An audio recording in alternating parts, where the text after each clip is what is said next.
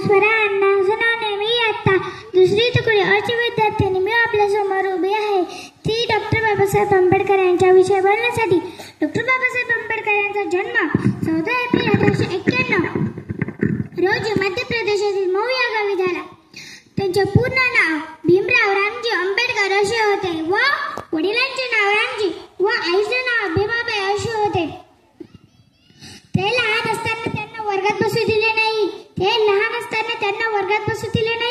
त्यांनी दारात बसून आपले शिक्षण पूर्ण केले। ते भारतीय संविधानाचे शिल्पकार होते।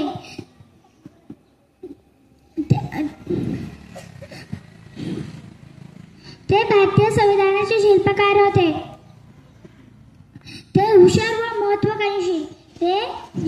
महत्वाकांक्षी एवढे बोलून मी माझे भाषण संपवते। जय हिंद, जय महाराष्ट्र।